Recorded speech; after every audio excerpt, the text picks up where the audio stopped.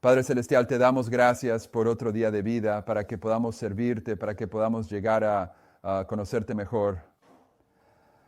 Al comenzar nuestro estudio esta mañana, pedimos la presencia de tu Espíritu Santo en nuestros corazones y mentes, para que podamos entender lo que tienes para nosotros.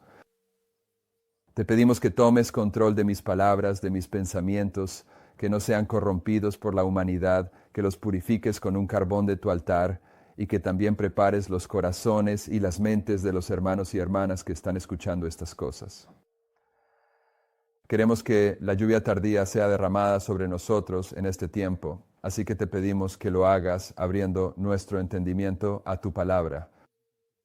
Queremos entender el significado de lo diario en términos de muchas cosas y te pedimos que nos ayudes a comprender la importancia de esta verdad.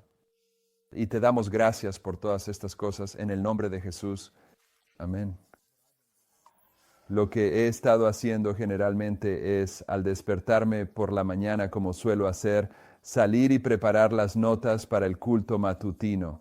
A veces las preparo el día anterior, pero normalmente es por la mañana y luego las imprimo para los que están aquí. Se las envío a Austin para que pueda ponerlas en el sitio web para aquellos que están viendo por DVD o por transmisión en vivo. Y ayer, después de haber impreso las notas, se me ocurrió otro pensamiento sobre los hijos de James White y pensé en incluirlo en la presentación de ayer, pero no estaba en las notas. Y para cuando terminé la presentación de ayer ya era tarde. Así que pensé que haría un resumen de la conclusión de ayer y lo incluiría allí. Pero cuando me desperté ayer, estaba leyendo una cita y está en las notas de ayer, la cita más larga que leímos, donde ella hace referencia a Jericó. Y eso fue lo que me llevó a considerar la maldición que se impuso sobre el hombre que reconstruyó Jericó. Y recordé que hace muchos meses una hermana en Oregón, Tania, había mencionado el reconocimiento de los hijos de James White en relación con Jericó. Así que eso no fue algo que surgiera de mí mismo. Inicialmente fue puesto en mi memoria por Tania y lo había olvidado. Pero cuando ayer repasé Jericó, esas cosas empezaron a surgir. Así que después de la presentación de ayer le envié un correo a Tania, que ha estado viendo algunos de estos cultos matutinos, y le pregunté si estábamos en la misma sintonía. Así que ella añadió algunas cosas. Ella respondió y añadió algunas otras cosas, y luego hay una hermana en Canadá que está viendo y ella también aportó una idea interesante. Y la hermana en Canadá aportó una idea interesante después de que estas notas fueran impresas. Así que quiero recapitular Jericó antes de que volvamos a entrar en el diario, pero quiero que empieces, y esto no está en tus notas, en el libro de Gálatas capítulo 2 versículo 18, porque si vuelvo a edificar las cosas que destruí, me hago transgresor. Y lo que estamos diciendo es que Jericó fue destruida, pero después de eso fue reconstruida nuevamente. Y lo que estamos sugiriendo es que, la manera en que entiendo estas cosas es que en 1863 el movimiento millerita terminó y la Iglesia Adventista del Séptimo Día comenzó, y hemos estado enseñando esto durante mucho tiempo. Este concepto de que el movimiento termina en 1863, comienza la Iglesia, y en 1989 comienza el movimiento final. Me gusta cuando llegas a una conclusión sobre la verdad y luego el Señor da una confirmación adicional de que lo que habías entendido es cierto, y esto es uno de esos casos. El movimiento terminó en 1863 con la formación de la Iglesia Adventista del Séptimo Día y por supuesto en 1989, en el tiempo del fin, con el colapso de la Unión Soviética, comienza el movimiento final. Y es en esta historia donde veremos manifestado el verdadero movimiento en contraste con el movimiento Omega. Así que toda la profecía bíblica se centra en estos dos movimientos. Pero si observan sus apuntes, quiero recordarnos que cuando Cuando estamos revisando esto, leámoslo. No la primera cita, sino la Josué 6, 26 y 27 que está en sus apuntes. Así que vamos a guiar esto, leerlo y luego establecer algo. Aquí dice: y en aquel tiempo Josué hizo un juramento diciendo: maldito sea delante del Señor el hombre que se levante y reedifique esta ciudad de Jericó. Sobre su primogénito echará los cimientos de ella, y sobre su hijo menor asentará sus puertas. Así estuvo el Señor con Josué, y su fama se divulgó por toda la tierra. Ahora, vale la pena señalar que en esta profecía que Josué está presentando, dice que él lo conjuró, y esta palabra conjuró es el hebreo 7650. Proviene del 7651, y si conoces estas palabras, si buscas la palabra hebrea 7650, lo que dice es que proviene de la palabra hebrea 7651. Pero si buscas la palabra hebrea 7651, te dirá que proviene de la palabra hebrea 7650. Así que estas palabras son tan intercambiables que provienen una de la otra en términos del hebreo. Y por supuesto, esta palabra es la que se traduce como 7 veces en Levítico 26, ¿de acuerdo? Así que el juramento que Josué les hace es el mismo que se menciona en Daniel 9:11 cuando se trata del juramento de Moisés. Esa palabra juramento es esta misma palabra, es decir, él los 7 veces a ellos, ¿de acuerdo? Así que vemos en esta profecía esta palabra con la que los teólogos modernos no quieren lidiar, que representa el 25:20. Y habla sobre el hombre que va a reconstruir esta ciudad, una ciudad que en la profecía bíblica representa un reino, que él se va a encargar de los cimientos y las puertas. Y notarás ahora en la siguiente cita, yo me equivoqué. Los puse en el orden incorrecto. Baja hasta la segunda cita desde abajo donde dice las puertas del cielo. Quiero dejar en claro qué representan las puertas, porque tenemos puertas y cimientos. En Testimonios, tomo 5, página 491, dice: para el alma humilde y creyente, la casa de Dios en la tierra es la puerta del cielo. Así que si él va a construir las puertas, y eso le va a costar uno de sus hijos, y los cimientos, y eso le va a costar otro de sus hijos, bueno, una puerta en la profecía bíblica simboliza la iglesia. Así que ahora, si subimos, leeremos lo que leímos ayer sobre la muerte de los 2 hijos de James White. Dice: en 1860, la muerte cruzó nuestro umbral y quebró la rama más joven de nuestro árbol familiar. El pequeño Herbert, nacido el 20 de septiembre de 1860, fallecido el 14 de diciembre del mismo año. Testimonios, tomo 1, página 103. Luego, en 1863, Henry falleció y su enfermedad fue provocada por dormir una siesta sobre los materiales que estaban usando para producir el cartel de 1863. Ya tratamos eso ayer, pero ahora quiero mostrarles algo sobre 1860 en la parte inferior de su página. Mientras que Elena White había escrito y publicado extensamente sobre la necesidad de orden en la administración de la obra de la Iglesia, y esto es de la biografía de Arthur White que estamos leyendo. Y aunque James White había mantenido esta necesidad ante los creyentes en discursos y artículos de la Review, la Iglesia fue lenta en actuar. Lo que se había presentado en términos generales fue bien recibido, pero cuando se trató de traducir esto en algo constructivo, hubo resistencia y oposición. Los breves artículos de James White en febrero despertaron a no pocos de la complacencia y ahora se estaba hablando mucho al respecto. En febrero de 1860, James White comienza a impulsar la formación de la iglesia. Ya en Loughborough, trabajando con White en Michigan, fue el primero en responder. Sus palabras fueron afirmativas, pero a la defensiva. Uno dice: si se organizan para poseer propiedades legalmente, serán parte de Babilonia. No, entiendo que hay una gran diferencia entre estar en posición de proteger nuestra propiedad legalmente y usar las leyes para proteger e imponer nuestras creencias religiosas. Si está mal proteger la propiedad de la iglesia, ¿Por qué no está mal que las personas posean propiedades legalmente?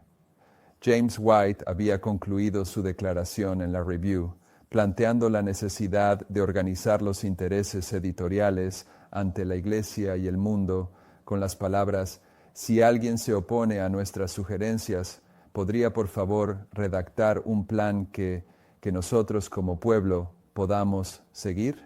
23 de febrero de 1860. El primer ministro que trabajaba en el campo en responder fue R. F. Cottrell, un fiel editor corresponsal de la Review. Su reacción inmediata fue decididamente negativa. El hermano White ha pedido a los hermanos que hablen sobre su propuesta de asegurar la propiedad de la iglesia. No sé exactamente qué medida pretende con esta sugerencia, pero entiendo que se trata de constituirnos como una entidad religiosa conforme a la ley. Personalmente creo que sería un error darnos un nombre, ya que se encuentra en la fundación de Babilonia. No creo que Dios lo apruebe. Entonces, ¿cuál es mi punto? Mi punto es: si vuelves a tus notas sobre la profecía en la página 1 de Jeremías 6, 26, 27, dice: y Josué les hizo jurar en aquel tiempo, diciendo: maldito sea delante del Señor el hombre que se levante y reedifique esta ciudad, Jericó. Echará los cimientos de ella a costa de su primogénito, y a costa de su hijo menor pondrá sus puertas. Y yo digo que las puertas de ella representan a la iglesia, y digo que James White comenzó la discusión para fundar una iglesia en 1860, que es el año en que su hijo menor fue sepultado, y que en 1863 su primogénito fue enterrado cuando la iglesia fue formalmente comenzada, legalmente comenzada, pero fue el fundamento, fue el punto cuando los cimientos del adventismo comenzaron a ser cubiertos. Y Gálatas 2:18 dice: porque si vuelvo a edificar lo que destruí, yo mismo me hago transgresor. Y si lees al menos, puede que haya un así dice el Señor claro y directo, pero pasé tiempo esta mañana buscándolo y no lo encontré, pero estoy confiado, por lo que leí en los resúmenes que la hermana White escribió sobre la muerte de su esposo, James White. Puede que ella tenga un lugar donde declara, como lo hace respecto a William Miller. Sobre William Miller, ella dice algo como esto: los ángeles esperan junto a la tumba de ese santo, esperando la resurrección. Bien, así que sabes que William Miller resucitará en la resurrección de los justos. Y no encontré una cita así para James White, pero sí encontré mucho comentario que me lleva a creer que él también resucitará en la resurrección de los justos. ¿De acuerdo? Así que hay personas que han estado enviando correos desde ayer diciendo: ya sabes, una vez más estamos retratando a James White o a algunos de estos pioneros de manera negativa. Y eso no es lo que estamos diciendo, pero les digo algo, hermanos y hermanas: si eres padre, si eres madre, incluso si vas a obtener la vida eterna, tienes que saber que perder a un hijo es una maldición. Hay un sentido en el que si pierdes a uno de tus hijos como padre, es una maldición para ti. Y así, incluso si la maldición de la que estamos hablando no es una maldición de estar perdido eternamente, no hay manera de que un padre no sienta el dolor de perder a dos hijos. Así que lo dejo ahí. Creo que James White es un hombre salvo, no lo sé, no soy el juez, pero puede que haya un lugar en el espíritu de profecía donde quede absolutamente claro que él es un hombre salvo. Pero no estamos hablando de la salvación de James White. Estamos hablando del final de un movimiento y el comienzo de una iglesia prefigurados por Jericó. Y lo que estamos diciendo es que Jericó representa el mensaje de los milleritas y nuestro mensaje. Y en el simbolismo de Jericó vemos el clamor fuerte o el clamor de medianoche. Todos gritaron. Vemos la trompeta, ya sea la tercera trompeta o la segunda trompeta. El mensaje de la trompeta en 1840 dio poder al mensaje millerita. La tercera trompeta, el tercer ay en el 11 de septiembre, da poder a este mensaje de advertencia final. Y vemos a los israelitas marchando alrededor de Jericó el séptimo día 7 veces. Entonces, ¿qué ves ahí? Ves 2 7 veces. Marcharon alrededor de la ciudad 7 veces durante 7 días, pero en el séptimo día marcharon alrededor 7 veces. Así que puedes ver ahí, así como en la historia millerita y su comprensión de 2:25-20, en nuestra historia también entendemos 2:25-20, y también ves en la historia de Jericó el énfasis en el sábado. Durante 6 días marchan alrededor de la ciudad una vez, pero hay algo diferente en ese séptimo día, porque marchan alrededor 7 veces. Así que estoy diciendo que el mensaje que dio poder al movimiento de los milleritas derribó la estructura organizada de ese periodo, porque los llamó a salir de Babilonia, a salir de las iglesias organizadas. Pero en el periodo de 1860 a 1863 volvieron a construir lo que ya tenían. Como lo dice Pablo, si vuelvo a edificar lo que destruí, me hago transgresor. Pero hermano Pippenger, puedo traer muchas citas del espíritu de profecía donde la hermana White respalda la organización de la iglesia, respalda el nombre adventista del séptimo día, respalda estar organizados, aconseja en contra de estar divididos en átomos independientes. Y sí, yo también conozco esas citas. Pero también sé que en la historia de Samuel, Israel quería un rey y Samuel pensó que lo estaban rechazando a él. Y el Señor le dice, no te están rechazando a ti, me están rechazando a mí. Pero adelante, déjales tener un rey y yo también trataré con ellos bajo ese arreglo.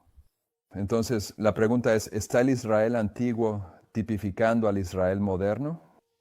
Según mis estudios, así es. Así que sí. El hecho de que entramos en una organización eclesiástica en 1863 y el Señor dijo, trabajaré con esto a pesar de mi voluntad perfecta, no es diferente a cuando Él dijo que trabajaría con el Israel antiguo cuando ellos querían un rey, a pesar de que Él había querido tratar con ellos bajo la construcción de una teocracia y no de una monarquía. Bien. Un estudio interesante. Esto es lo que iba a agregar ayer y no lo hice. Estoy en la página 2. El hombre que finalmente construyó Jericó en Primera de Reyes 16:34. Esto está en la mitad de la página 2 de sus apuntes. En sus días, Hiel el Betelita reedificó Jericó. A precio de Abiram, su primogénito, echó el cimiento de ella y a precio de Segub, su hijo menor, puso sus puertas, o Segub. Es Segub, según la palabra del Señor que habló por medio de Josué, hijo de Nun. Entonces, sabemos que Betel significa la casa de Dios, así que este Hiel está asociado con la casa de Dios y su nombre significa el Dios viviente. Así que Hiel, el hombre que reconstruyó Jericó, no es presentado según su nombre como alguien que está fuera de la voluntad de Dios. Se le muestra como alguien que está trabajando en la obra del Señor, al igual que lo hacía James White. Su hijo, Abiram, significa, y esto es, en mi opinión, un simbolismo bíblico clásico. Abiram, si analizamos el nombre, significa padre de altura. Abiram es su primogénito. Significa... proviene de H1 que significa padre y H7311 que significa exaltarse a sí mismo. Así que se puede interpretar en el nombre Abiram, el hijo primogénito que es puesto a descansar, para eliminar la verdad fundamental del 25:20, que su muerte se debe a que su padre se estaba exaltando a sí mismo, si uno quiere interpretarlo de esa manera. Y luego el primero, el hijo menor, Segub, significa en lo alto, hacer elevado, exaltar o incluso engrandecer. Así que, como podemos ver, tanto el nombre del primogénito como el del hijo menor tienen un significado especial y relevante. Ellos contribuyen a la comprensión de lo que sucedió con su padre, que hizo que fueran puestos a descansar. Había una autoexaltación ocurriendo. Si quieres releerlo, leerlo a nivel profético, y por supuesto eso queremos, ¿verdad? Así que Para aquellos de nosotros que estamos preocupados por presentar verdades que permitan a nuestros enemigos tergiversar nuestros motivos y direcciones, puede que tengan razón, pero incluso si no presentáramos esas verdades que el Señor ha revelado y que parecen ser un poco más directas, los enemigos de este mensaje igual tergiversarían nuestros motivos e intenciones. Así que más vale que simplemente presentemos la verdad que el Señor nos revela y sigamos adelante con el siguiente punto, que es lo que estamos haciendo en este momento. Ahora vamos a regresar a Daniel 8 para continuar nuestra consideración detallada sobre el continuo en este estudio. Ahora bien, casi todo lo que hemos estado haciendo desde que comenzamos hace aproximadamente una semana se basa en las presentaciones previas sobre las tablas de Habacuc. Y si no me equivoco, pusimos en el sitio web hace meses, en esta tabla de Habacuc, un desglose de la palabra tamid en la Biblia. Así que si eso no está allí y lo quieres, mándanos un correo electrónico y me aseguraré de que lo volvamos a poner. Pero en ese desglose se muestra que la palabra tamid, que se traduce como continuo en el libro de Daniel, se encuentra en la Biblia 104 veces, ¿de acuerdo? Y como puedes ver aquí, estamos tratando con tamid aquí, que se traduce como continuo en la parte inferior de la página 2. Y si vas a tu concordancia, dice Tamid H8548, y quiero mostrarte algo aquí, no tanto sobre la definición, sino sobre la mentalidad protestante de la concordancia de Strong y de casi todo el mundo protestante y los teólogos del adventismo. Dice, de una raíz no usada que significa estirar apropiadamente, continuidad, como extensión indefinida, pero usado solo atributivamente como adjetivo, constante, o adverbialmente, constantemente. El punto aquí es que incluso en esta definición dice que de las 104 veces que se encuentra en la Biblia, solo es un adjetivo o un verbo, ¿de acuerdo? Pero eso no es cierto, porque en el libro de Daniel es un sustantivo. Y este desglose de lo diario lo demostrará. Así que lo que estoy diciendo es que hay una mentalidad en el mundo protestante que les impide reconocer que lo diario en el libro de Daniel era un sustantivo. Ahora, si recuerdan, el lunes, creo que fue el lunes pasado, no el lunes de hace 2 días, sino el lunes de hace 9 días, cuando tratamos con William Miller, le dimos un poco de énfasis a William Miller, el tipo de énfasis que a mí me gusta darle a William Miller. Cuando estás leyendo los escritos de William Miller y él dice algo y una idea le viene a la mente, después de haber estudiado su relación con el ángel Gabriel, para mí significa que cuando una idea le viene a la mente, era Gabriel susurrándole, ¿de acuerdo? Así que, ya sabes, simplemente me gusta añadir ese matiz extra a sus escritos. Pero quiero mostrarte algo sobre William Miller. No sé cómo era su concordancia de Cruden, pero esto es una concordancia de Cruden. Esto es lo que William Miller usaba, y no es como la de Strong. Aquí no hay absolutamente ninguna referencia al hebreo ni al griego, punto, ninguna. No vas a aprender nada sobre hebreo ni griego cuando usas la concordancia de Cruden. Y William Miller, por supuesto, lo que utilizó fue una concordancia de Cruden que compró por $8, creo. Corríjanme si me equivoco. $8 en 1798. Me gusta el hecho de que la compró en 1798 en el tiempo del fin, cuando el libro de Daniel fue desellado y el conocimiento aumentó. Pero aquí está William Miller hablando sobre el continuo y dice, seguí leyendo y no pude encontrar ningún otro caso en el que se encontrara el continuo, sino en Daniel. Ahora, fíjense, tengo en las notas esa primera línea en negrita, pero dejé la palabra el continuo sin negrita porque quiero enfatizar eso. Eso es lo que él está diciendo. Usando esto, el único lugar donde pudo encontrar el continuo en la Biblia fue en Daniel, ¿de acuerdo? Así que él sabía que el continuo en el libro de Daniel era realmente muy diferente de las otras 99 veces en que aparece en la Biblia.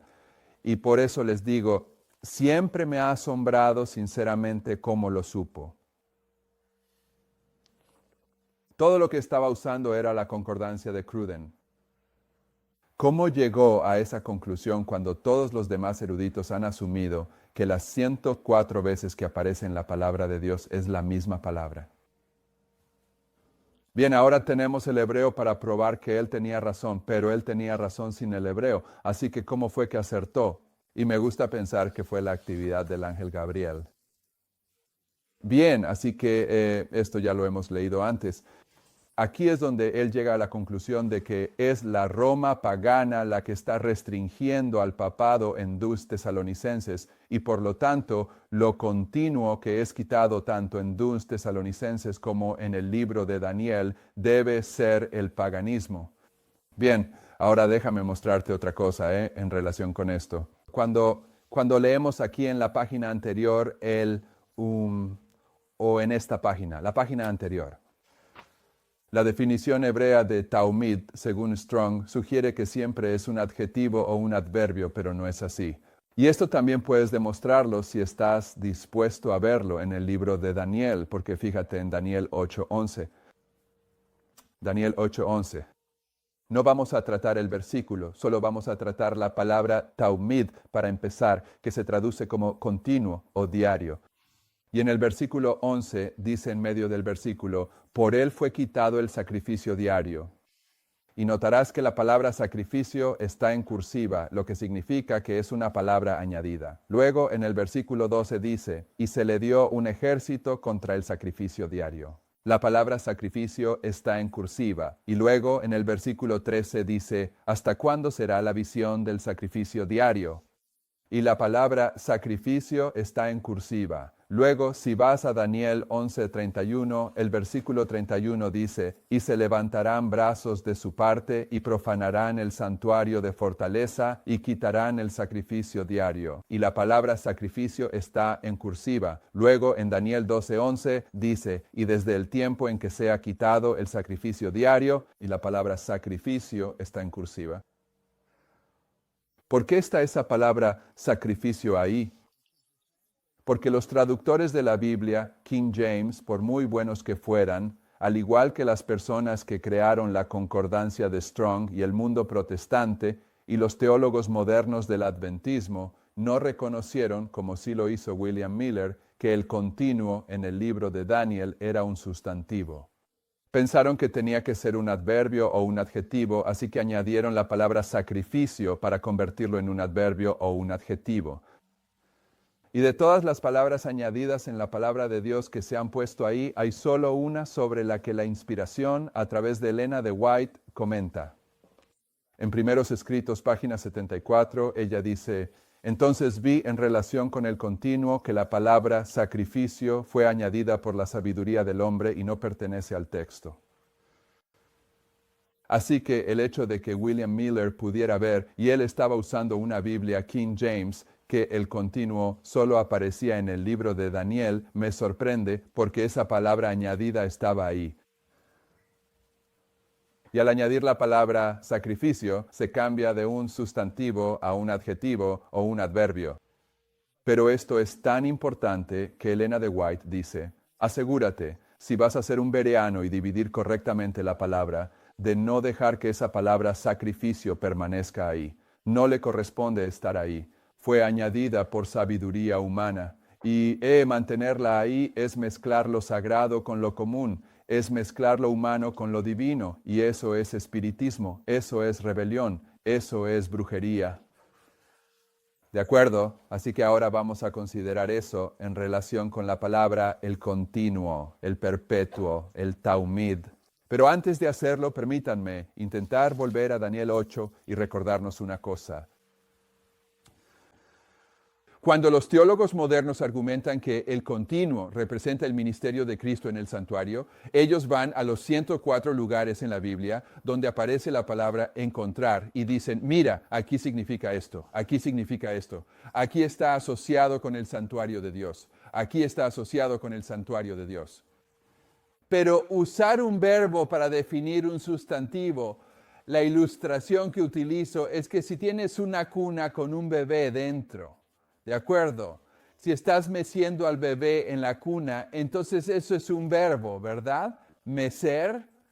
La parte de mecer, ¿no ese es un verbo? Bien, pero si lanzas una piedra al bebé en la cuna, la piedra es un sustantivo. Y no puedes mezclar esos.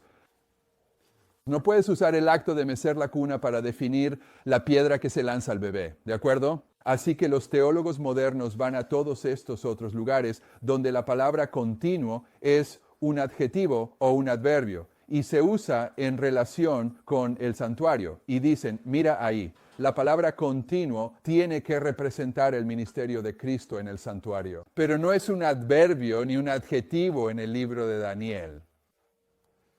Es un sustantivo, ¿de acuerdo?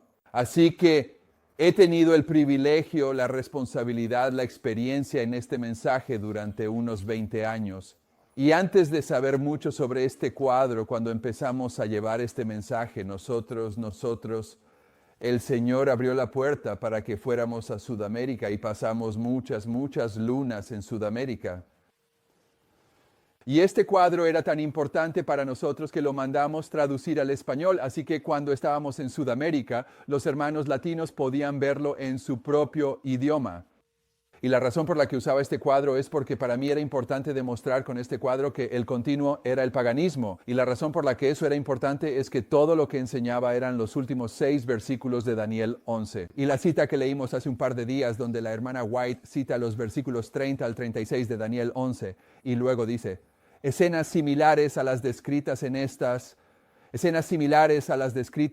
palabras tendrán lugar. Para mí era importante asegurarme de que todos entendieran la historia precisa de los versículos 30 al 36, porque eso es lo que ilustra los versículos 40 al 45. Y en el versículo 31, en esa secuencia de versículos, tienes el continuo. Así que para mí era importante asegurarme de que los hermanos que iban a entender los últimos 6 versículos de Daniel 11 comprendieran que el continuo era el paganismo. Por eso hemos tenido este cuadro durante mucho tiempo. Y debido a eso, probablemente he discutido sobre el tema del continuo más tiempo que nadie. Y prácticamente todo lo que aprendí sobre el continuo, lo aprendí porque alguien que sabía un poco más sobre el continuo que yo, pero que estaba equivocado, me lanzaba algún tipo de pregunta antagónica y yo tenía que averiguar. Bueno, ya sabe, nunca había pensado en eso. ¿Qué significa eso? Y tenía que sacar los libros o lo que fuera y aprender otro aspecto del continuo. Y después de que eso sucede, te das cuenta de que solo hay, ya sabes, una cierta cantidad de argumentos que los teólogos modernos proponen en contra del continuo. Solo hay, podrías contarlos.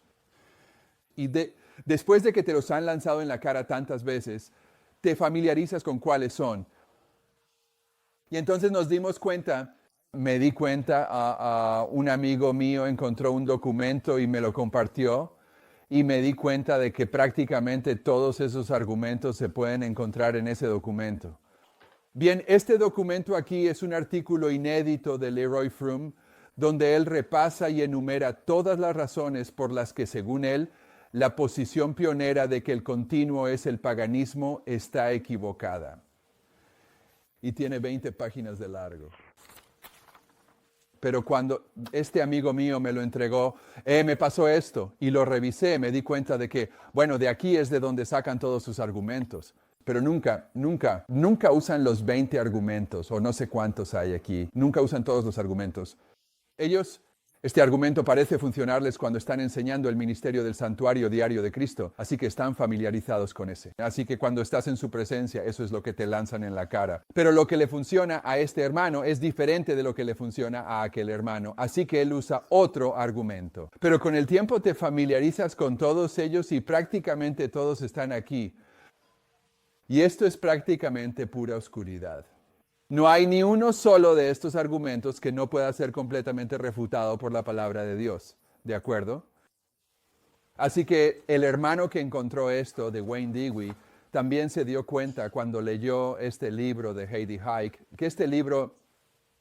Ahora, ten en cuenta que cuando Heidi Hike está escribiendo este libro, él trabaja en el Instituto Heartland, y el Instituto Heartland se presenta a sí mismo como los grandes defensores del adventismo conservador de la verdad presente.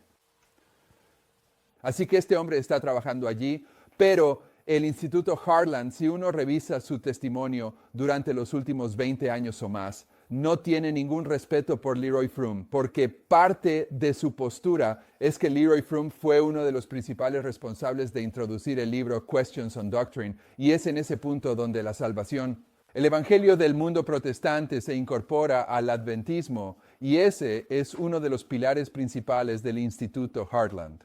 Están protegiendo el buen y antiguo evangelio de la salvación que existía antes de Questions on Doctrine.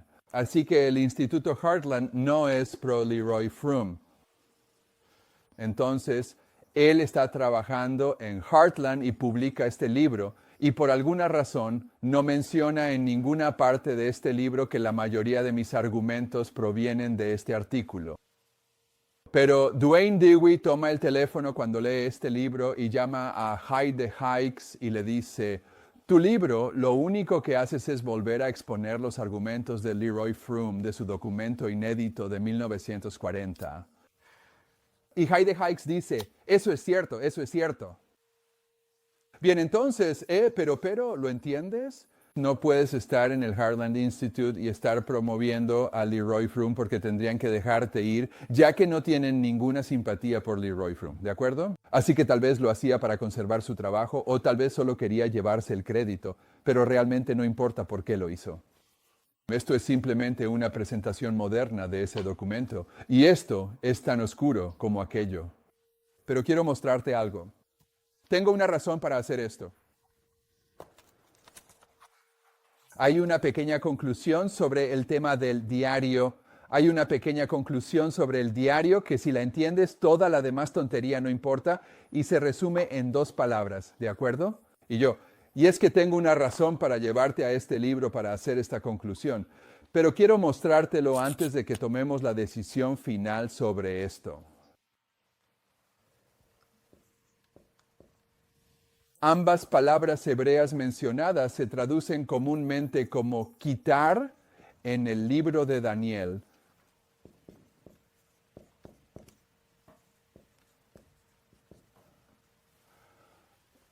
En Daniel 8:11, la palabra que se traduce como quitar es específicamente rum. Y en Daniel 11:31 y Daniel 12:11, la palabra que se traduce como quitar es sur. Bien, sur básicamente significa remover. De acuerdo. En Daniel 11:31, los brazos se levantaron a favor del papado, contaminaron el santuario de la fortaleza en la guerra que tuvo lugar en torno a la ciudad de Roma y quitaron el continuo, la batalla de los visigodos. Clodoveo derrotó a los visigodos en 507 y 508 y la resistencia del paganismo al ascenso del papado fue eliminado. Y desde el momento en que fue quitado en 508, según Daniel 12:11, habría 2 profecías de tiempo, una de 1290 años y otra de 1335 años. En este caso, la palabra que se traduce como quitar en relación con el continuo es quitado, es sur, pero en este caso, rum significa levantar y exaltar. Ahora, hermanos y hermanas, esta distinción en Daniel 8:11, este es el golpe definitivo. Si logran entender esto, este es el golpe definitivo. ¿De acuerdo? Es tan contundente que una de las cosas que es diferente en el libro de Heidi Hykes en comparación con el artículo de Leroy Froome es que Leroy Froome no se enfrentó al hecho de que había alguien viajando por el mundo durante muchos años argumentando sobre el tema del continuo. Así que no se dice específicamente aquí, pero Heidi Hykes tuvo que enfrentarse al hecho de que había personas durante 20 años haciendo la distinción entre rum y sur. Y justo ahí, eso echa por tierra todo su argumento. Así que esto es lo que él dice en su apéndice. Esto apunta hacia el futuro de América. Puede que él no lo admita, pero el contexto de esta historia lo respalda. Esto es lo que dice. Es una nota de apéndice de la página 3. Dice, el fin del paganismo. Dado que el tema del paganismo se trata a fondo y todas las citas y referencias están completas en mi libro, una exposición de Daniel 8, 9, 14, aquí cubriré muy brevemente solo algunos puntos necesarios. Cuando William Miller comenzó a proclamar que el paganismo había cesado en el año 508, todos estaban de acuerdo en que la acción de la palabra hebrea rum en Daniel 8:11 significaba literalmente quitar. Los pioneros nunca enseñaron ni dijeron que significara levantar o exaltar. Esa es una nueva interpretación privada que ha surgido en el escenario muchos años después de la muerte de Elena White y que se está promoviendo como adventismo histórico. Nada podría estar más lejos de la verdad. ¿Entiendes ese argumento? Vaya.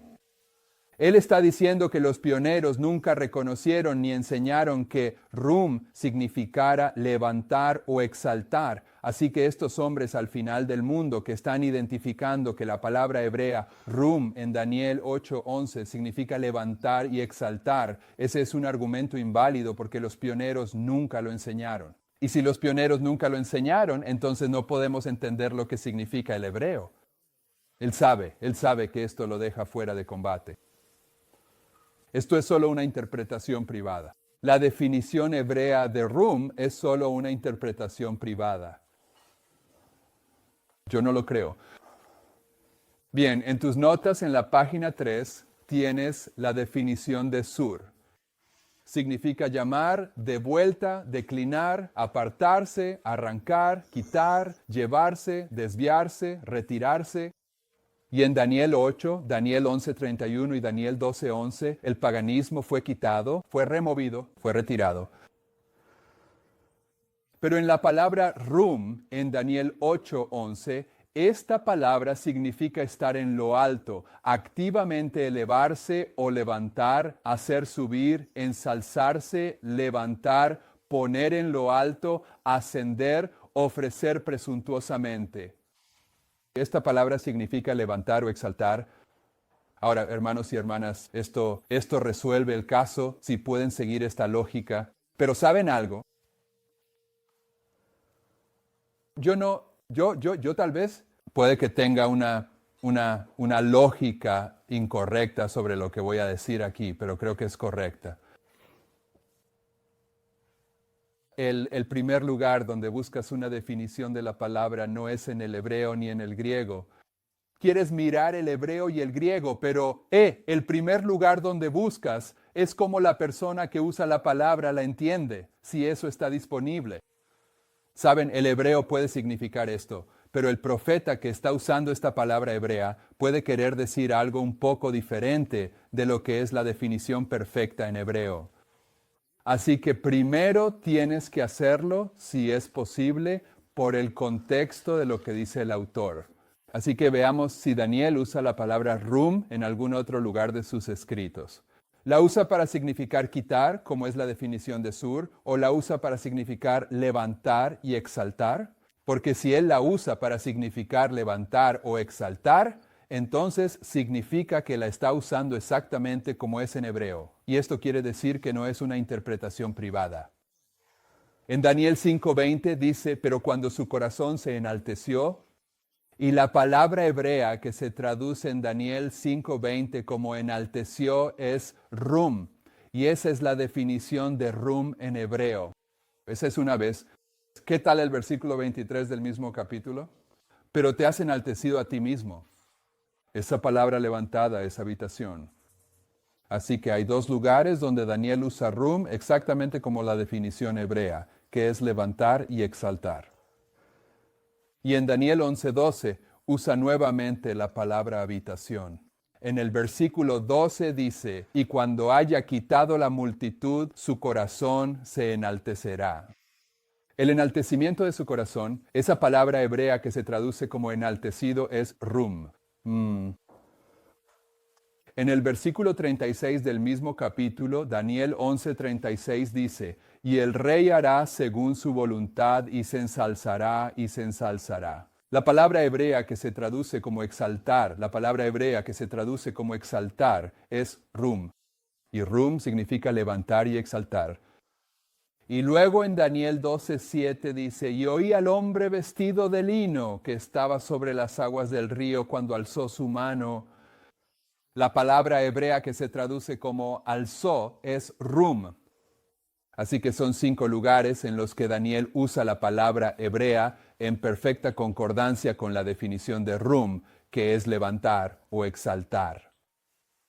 Bien, ahora aquí es donde llegamos al punto clave sobre lo del diario. Vayamos a Daniel 8. El sexto lugar en el que podemos ver a Daniel usando la palabra habitación es en Daniel 8:11. Ahora, una vez, uno de los argumentos que me presentaron fue, bueno, en realidad creo que tiene que ver con el precedente, si no me equivoco, ¿de acuerdo? Pero tal vez esa no sea la palabra correcta. Mi gramática, como entender la gramática para mí, tiene muchas debilidades, pero esa es una de las principales. Yo estaba, una vez se argumentó, y en sus apuntes, miren bajo Daniel 8:11 en la página 3, dice, y esto es solo una cita del versículo 11, ¿verdad? De la versión King James. Dice, sí, se engrandeció hasta el príncipe del ejército. Nadie discute que el príncipe del ejército es Cristo, ¿de acuerdo? Así que dice, sí, se engrandeció hasta el príncipe del ejército y por él el continuo. ¿Ven eso? ¿Ven eso? Bien, hay un argumento gramatical de que el último sujeto presentado fue el príncipe del ejército. Por lo tanto, donde dice y por él, gramaticalmente tiene que referirse al príncipe del ejército. ¿Ven eso? Y eso es cierto, en la gramática lo es. Es, ya saben, el príncipe del ejército. Y por él, entonces lo que se está discutiendo ahí, lo que sea que suceda por él, tiene que suceder por el príncipe del ejército. ¿Lo entienden? Amén. Bien, así que cuando me lanzaron ese argumento en la cara una vez en una reunión, pensé, no sé de gramática, pero lo entiendo. Porque si ese es el caso, realmente le da la vuelta a este versículo. Así que debajo de ese versículo tengo la expresión real en hebreo, ¿de acuerdo? A veces cuando traducen la Biblia, toman el versículo y lo reorganizan un poco para que tenga más sentido en inglés. Pero la forma en que este versículo está realmente expresado en hebreo dice, incluso hasta el príncipe del ejército, él se exaltó a sí mismo y de él fue quitado el continuo. ¿De acuerdo? Así que el que se exaltó a sí mismo fue el que quitó el continuo, no el príncipe del ejército. ¿Me está siguiendo? Si van a seguir la estructura absoluta del hebreo, ¿de acuerdo? Así que si van a Daniel 8, 9, 11, ya hemos hablado de esto. Como ya hemos mencionado antes, espero que puedan recordarlo. Que todos estos símbolos de estos reinos son símbolos corrompidos, ¿no? ¿Sabes? 2 cuernos de diferentes tamaños, un cuerno que está roto, representando los reinos de la profecía bíblica y sus manifestaciones religiosas, pero es una religión falsa debido a las ofrendas corrompidas. Y luego, cuando llegamos al cuerno pequeño, esto también está corrompido porque es un travestido. Es un hombre en un versículo, una mujer en el siguiente versículo, un hombre en el siguiente, una mujer en el siguiente. Bien, eso es una abominación ante los ojos del Señor. Y puedes verlo en los versículos más o menos, no tan claramente como si entendieras hebreo y te adentraras en el hebreo, donde es realmente evidente. Pero puedes notar que en el versículo 9, cuando se habla del cuerno pequeño, está en masculino. Y luego cuando se menciona en el versículo 11, sí, sigue estando en masculino. Pero cuando se menciona en femenino en los versículos 10 y 12, no es él, es eso. ¿De acuerdo? Así que los traductores notaron esta variación de masculino a femenino y sabemos que toda la historia trata sobre la combinación de iglesia y Estado. ¿Y dónde encontramos la primera ilustración de la combinación de iglesia y Estado en la palabra de Dios? Babel, Babilonia. Mi hermano Tracy dice Babilonia. ¿Es esa la primera ilustración de eso? Sí. ¿Es correcto? La serpiente, ya sabes. ¿La serpiente? No la serpiente. Bueno, no. Eso es Isaías 14. Estoy hablando de algo dramático. Mira la primera ilustración de la P, el primer símbolo de iglesia y Estado, te guste o no. ¿Quién era el rey de la tierra originalmente? Adán. Adán. Él es el rey. Él es el poder civil. ¿Quién era Eva? Iglesia. La iglesia. Bien. La iglesia y el Estado están ilustrados por el hombre y la mujer. ¿De acuerdo? Adán y Eva nos muestran eso. Así que en los versículos 9, 10, 11 y 12, cuando el cuerno pequeño es Roma, cuando es el hombre, ¿quién es? Es la Roma civil, la Roma estatal. Cuando es la mujer, ¿quién es? Es la Roma papal. Papal. ¿De acuerdo? Así que con eso, si vas al versículo 11, estamos tratando con el versículo 11, dice, sí, ¿qué Roma es? Roma pagana. Es la Roma masculina, es la Roma pagana. Pero Heidi Hakes, Leroy Froome, la Universidad de Andrews, el Instituto de Investigación Bíblica, quiero decir la Universidad de Andrews, si llegamos a eso hoy, no creo, probablemente lleguemos a eso mañana. Aquí hay una cita de J.N. Andrews. Es simplemente triste. Está bien. Es triste que en los últimos años la universidad que lleva el nombre de J.N. Andrews, conmemorando su labor como erudito bíblico en la historia temprana del adventismo, que él pudiera escribir lo que está en tus notas, pero que probablemente trataremos mañana sobre lo diario, y que en los últimos años la Universidad de Andrews haya impreso una Biblia en la que ponen que lo diario es el ministerio de Cristo en el santuario. Por lo menos deberían haber tenido la decencia de cambiar el nombre de su universidad. O mejor aún, deberían haber seguido el consejo de Elena de White. Si nuestras escuelas se vuelven como el mundo, entonces ciérrenlas y véndanlas al mundo. Porque a eso hemos llegado con esto. Esas personas te enseñarán que el tema del versículo 11 no es Roma pagana, no el hombre, es Roma papal. El versículo 11, según esta oscura idea, es Roma papal. Así que ve al versículo 11. Si crees que es Roma papal, dice sí. Heidi Hakes piensa que es Roma papal. Sí, él, el papado, se engrandeció hasta contra Cristo, el príncipe de los ejércitos, y por él. Ahora, por eso Heidi Hakes tiene que poner esto en el apéndice. Por eso lo odia.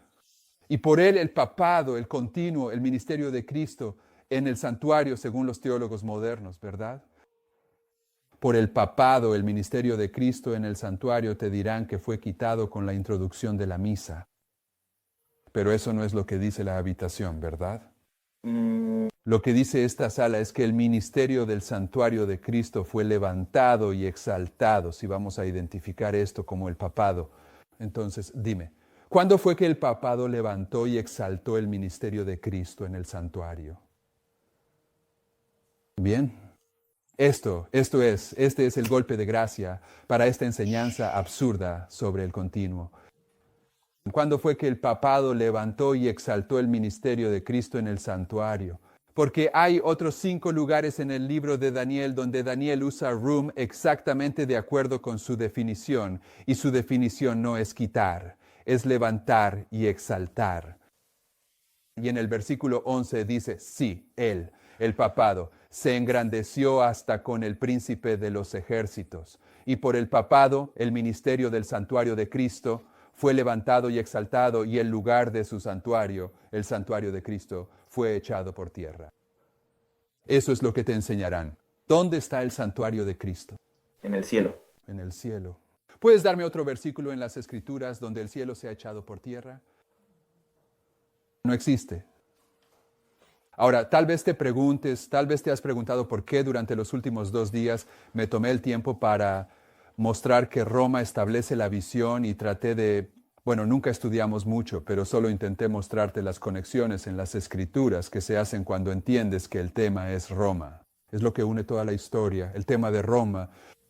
Y quiero enfatizar eso aquí y ahora, porque cuando tomas este enfoque caído respecto a lo continuo, la conexión con el resto de las Escrituras se destruye. Se convierte en teorías hechas por el hombre que intentan mantenerlo unido. Pero fíjate en esto, si identificas el cuerno pequeño en el versículo 11 como la Roma pagana, porque es la manifestación masculina del cuerno pequeño, entonces el versículo 11 dice esto, sí, él, la Roma pagana, se engrandeció hasta el príncipe del ejército. ¿La Roma pagana alguna vez se engrandeció contra Cristo? Sí. Intentó matarlo cuando nació. Lo mató en la cruz. Esto parece magnificar a Cristo. Sí, él, la Roma pagana, y se engrandeció hasta Cristo en su nacimiento y en su muerte. Y a través de la Roma pagana, el paganismo fue elevado y exaltado. Bueno, eso está de acuerdo con la historia, ¿no es así? Sí. ¿Y cómo fue que la Roma pagana elevó y exaltó el paganismo? El panteón. ¿Qué? Es el templo del panteón, los dioses que hay en él.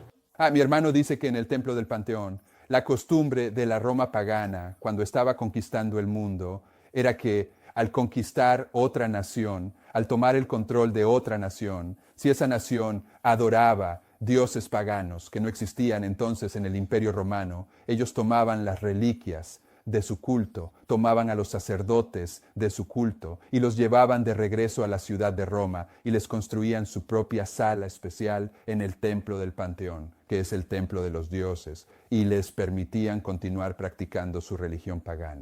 Y esta fue una de las razones principales por las que a la Roma pagana se le llama Roma pagana, porque elevó, promovió y exaltó la religión del paganismo.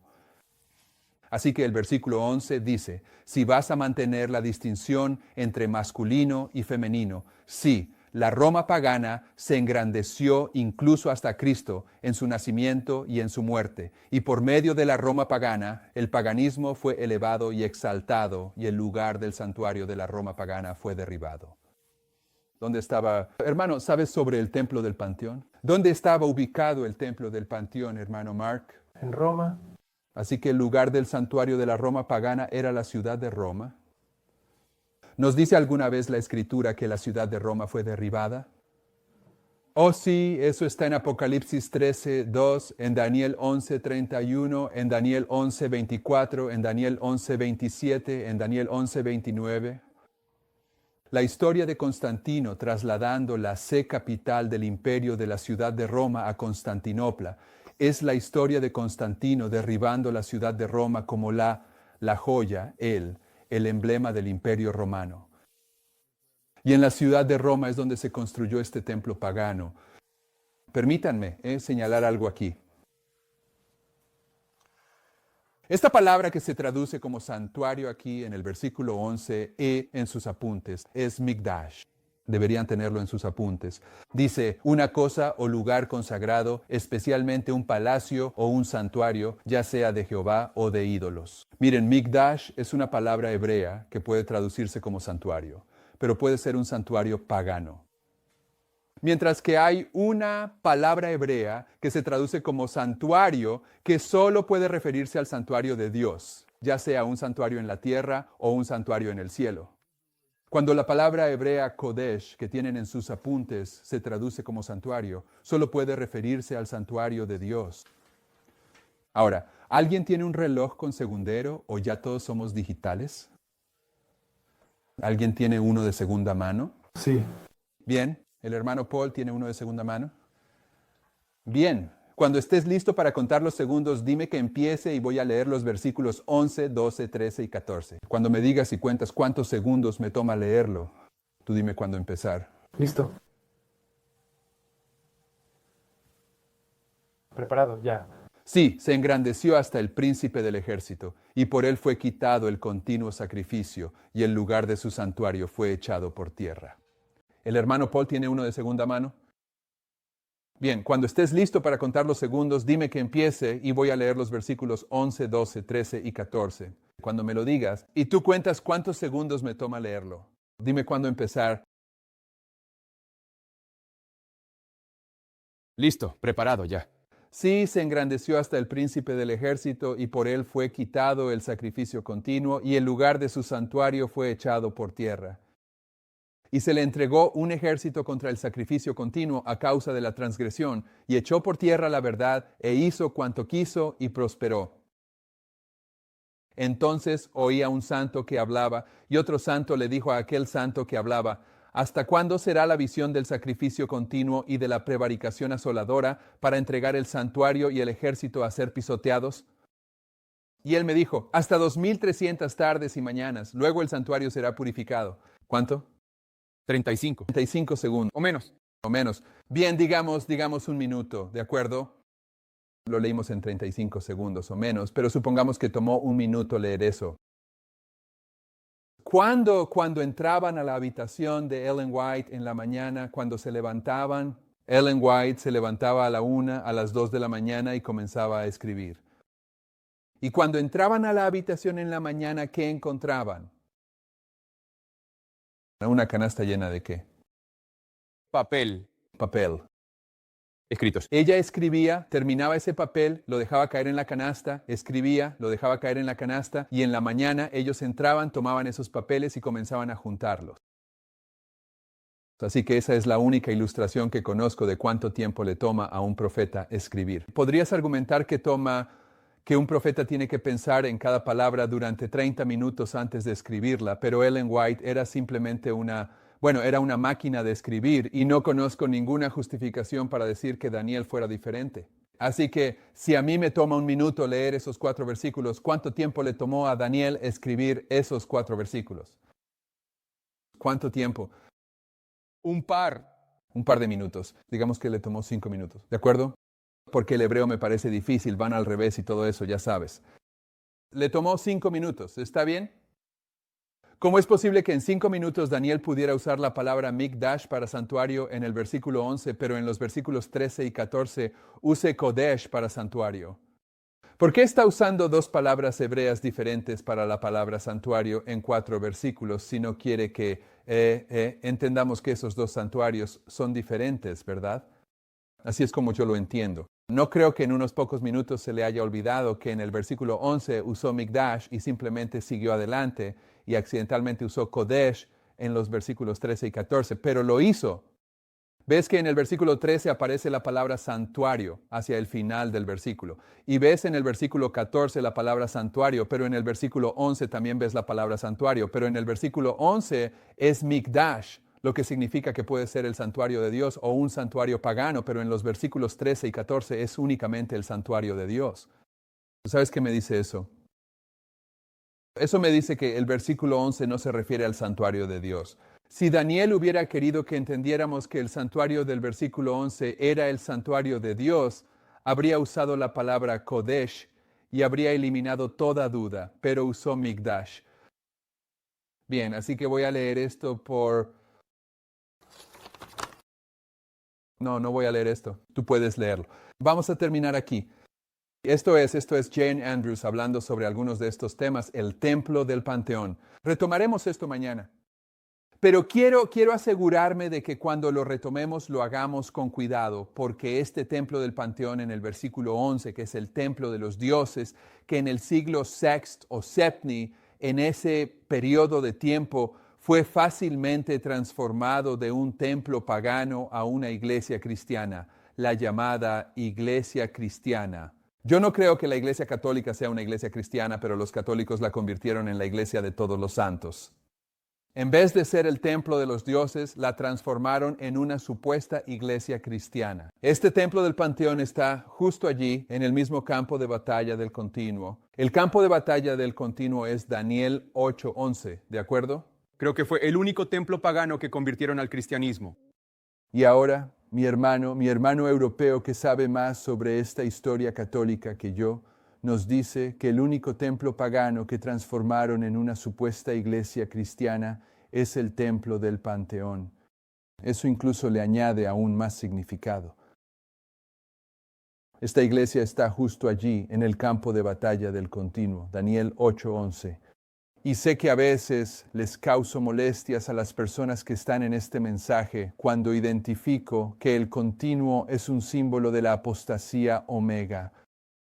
Bien, pero quiero que ustedes, mañana vamos a tomarnos un tiempo para tratar de sacar algunas de esas conclusiones aquí, porque la apostasía alfa fue el panteísmo, y les mostraremos que la palabra pan es un dios griego.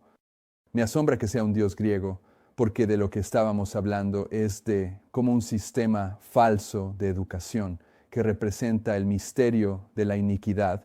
Fue introducido en la época de Cristo a través de la educación griega y luego introducido en el adventismo en la década de 1930 también por medio de la educación griega, y Pan es un dios griego.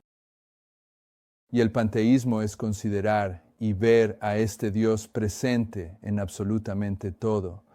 Y les mostraremos claramente que la definición de panteísmo se llama paganismo. Así que cuando vemos este santuario, el templo del panteón, en el versículo 11 de Daniel 8, eso es un símbolo del panteísmo. Así que queremos asegurarnos de dejar eso bien claro. Mañana, si Dios quiere, comenzaremos donde terminamos hoy. ¿Oramos? Padre Celestial, te damos gracias por la historia que has dejado registrada para nosotros en el período de 1860 y 63. Queremos entender lo que estaba ocurriendo en esa historia cuando Israel clamó porque quería un rey. Queremos comprender que la obra que tú realizaste al derribar Jericó fue reconstruida en ese tiempo. La obra que había logrado derribar Jericó fue dejada de lado en ese momento, en aquel entonces, en ese momento específico. Queremos entender el papel de la falsa enseñanza del continuo en el adventismo, lo que ha hecho para prepararnos a recibir la fuerte ilusión de 2 Tesalonicenses capítulo 2 y los engaños de Isaías 66. Te pedimos que nos permitas seguir considerando estas cosas a lo largo de este día, que tu Espíritu Santo pueda darnos mayor entendimiento de estas verdades, y te agradecemos por todo esto en el nombre de Jesús. Amén.